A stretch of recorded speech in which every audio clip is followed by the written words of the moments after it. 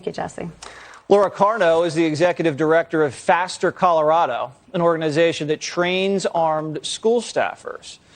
So, Laura, we mentioned it already a few times. There is $100 billion that was sent to the schools for COVID that has not been spent yet. $100 billion. Do you think that some of that money could be used for better training?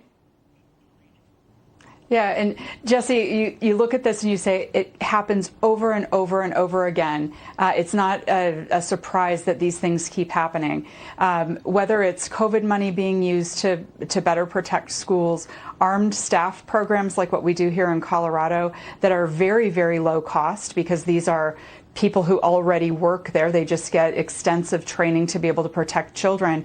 What it comes down to is nobody was there to protect those children.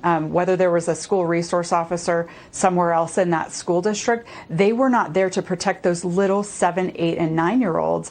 And so wherever the resources come from, this is a priority. We have to stop letting these schools be gun-free zones where nobody, the bad guys know, nobody is there to protect the children. Yeah, someone in Texas needs to be held accountable for just leaving that school into a shooting gallery. I mean, there has to be an adult there with a weapon to protect those kids. Explain exactly what the policy is or the program is in Colorado. How does it work?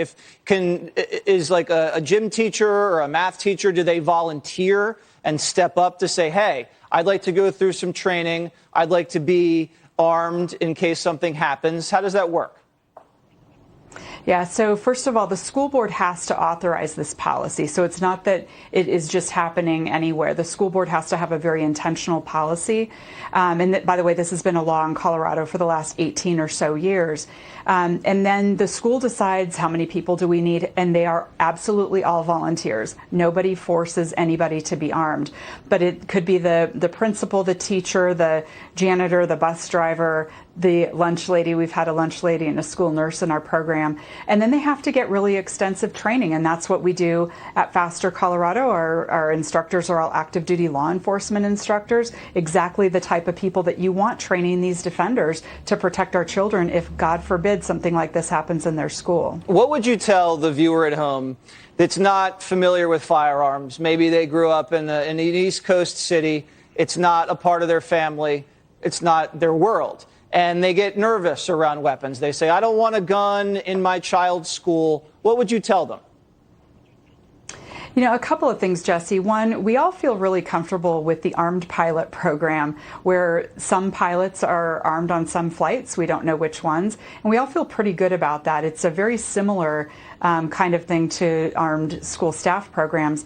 The other thing is that somebody has to defend those children. And as long as there is good training, like what we have at Faster Colorado, what Faster Saves Lives in Ohio has, really excellent training by law enforcement, they should feel really, really good about that. And by the way, in armed staff programs nationwide, there has never been an injury to any staff member or student.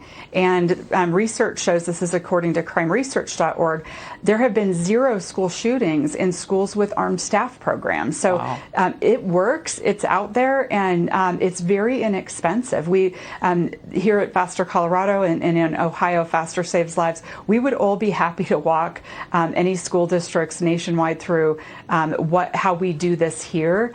And the other thing, Jesse, is there is technology out there that helps law enforcement get there quicker.